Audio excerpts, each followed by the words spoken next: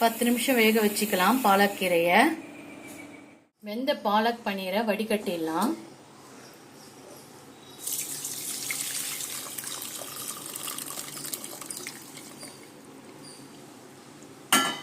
இது சூடு ஆறணும். அதுக்குள்ள நம்ம மசாலா ட்ரை பண்ணிடலாம். வச்சுட்டு ஒரு ஸ்பூன் பட்டர் போட்டுக்கலாம். இது கூட 2 தக்காளி, ஒரு 10 பூண்டு, ஒரு 15 பாதாம், 2 வெங்காயம் பொடியாக நறுக்குனது, ஒரு 3 பச்சை மிளகாய் போட்டு நல்லா வதக்கிடலாம். அதை ஆற வச்சுக்கலாம்.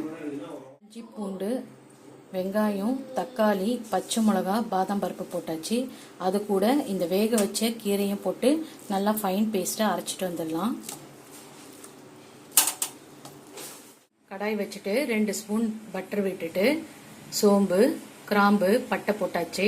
1 ஸ்பூன் மிளகாத்தூள் போட்டுக்கிட்டு 1 ஸ்பூன் கரம் மசாலா, 1 ஸ்பூன் கஸ்தூரி மேத்தி போட்டு லைட்டாக வறுத்து கீரை வந்து நல்லா வதங்கிடுச்சு. இப்போ நம்ம 1 கிளாஸ் தண்ணி வந்து ஊற்றிடலாம்.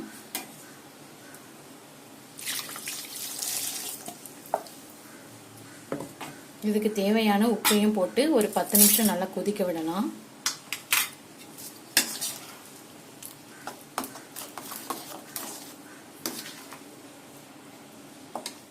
நம்ம டோஃபு தான் சேர்க்க போகிறோம். பன்னீரில் வந்து நிறைய கொழுப்பு இருக்கிறதுனால இன்றைக்கி நான் டோஃபு தான் சேர்க்க போகிறேன். இது வேறு ஒன்றும் இல்லை, சோயா பீன்ஸில் பால் எடுத்து அதில் பண்ணுற ஒரு பன்னீர் மாதிரி தான். ஆனால் இது பன்னீர் கிடையாது, டோஃபு. பார்க்க உங்களுக்கு பன்னீர் மாதிரி தான் இருக்கும். நிறைய ப்ரோட்டீன் இருக்குது. நீங்கள் வாரத்தில் ஒரு நாள் இது மாதிரி சாப்பிட்டீங்கன்னா உங்களுக்கு தேவையான ப்ரோட்டீன்ஸ் கிடைச்சிடும். சின்ன சின்ன பீஸாக கட் பண்ணிக்கலாம். 10 நிமிஷம் நல்லா கொதிச்சிச்சு. இந்த டைமில் வந்து நம்ம டோஃபுவை கலந்துக்கலாம். டோஃபு கலந்துட்டு ஒரு 10 நிமிஷம் வந்து மறுபடியும் கொதிக்கணும்.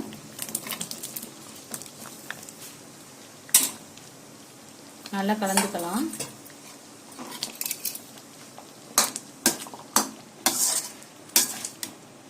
ஒரு 10 நிமிஷம் மூடி வச்சிடலாம்.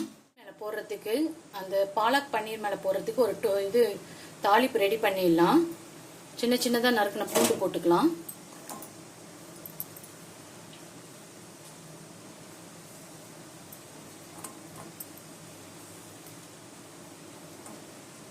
மூணு காய்ந்த மிளகாய் போட்டுக்கலாம்.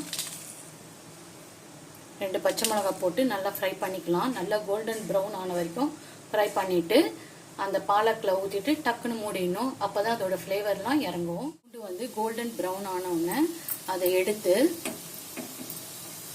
இந்த பாலக் பன்னீரோடு சேர்த்துட்டு டக்குன்னு மூடிடலாம். அப்போ தான் அதோட ஃப்ளேவர்லாம் இறங்கும். ஈஸ்ட்டு, சுகரு, உப்பு, ஆயிலு, மைதா மாவு, தண்ணி இதெல்லாம் போட்டு பிசைஞ்சு ஒரு 2 மணி நேரம் வச்ச மைதா மாவு. அதே போல் நம்ம கோதுமை மாவையும் ப்ரிப்பேர் பண்ணி வச்சுருக்கோம். சில பேருக்கு மைதா மாவு பிடிக்காது இல்லையா, அதனால் கோதுமை மாவு. இப்போ நம்ம இதை வச்சு நான் பண்ண போகிறோம். இப்படி திக்காக திரட்டிக்கணும். அப்போ தான் வந்து நான் நல்லாயிருக்கும். அப்படி நீட்டாக வந்து நம்ம திரட்டிக்கணும். மேலே கொஞ்சம் பவுடர் ட்ரெஸ் பண்ணிக்கலாம்.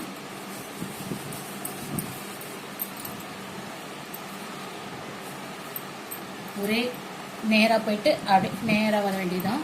மெல்லமாக ப்ரெஸ் பண்ணணும், அவ்வளோதான். அப்புறம் பார்த்துக்கலாம். வச்சுட்டு நல்லா சூடாகிட்ட பிறகு கொஞ்சம் ஹாட் வாட்டரில் உப்பு போட்டு இது போல் பண்ணிடுங்க.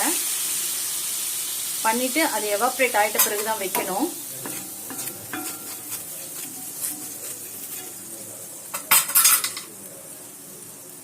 இப்போ அந்த நானை வச்சிடலாம்.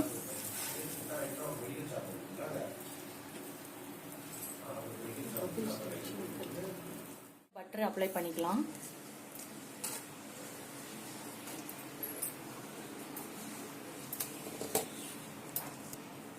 சில்லி ஃப்ளேக்ஸ் போட்டுக்கலாம்.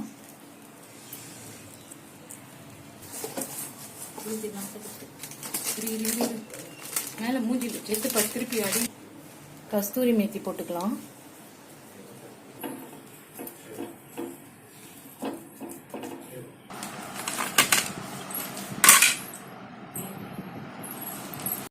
நான் பன்னீர் கிரேவி ரெடி ஆயிடுச்சு. சாப்பிட்டு பார்க்கலாமா?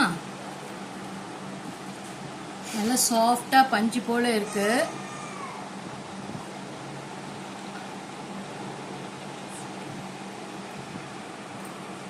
இப்போ டேஸ்ட் பண்ணி பார்க்கலாம்.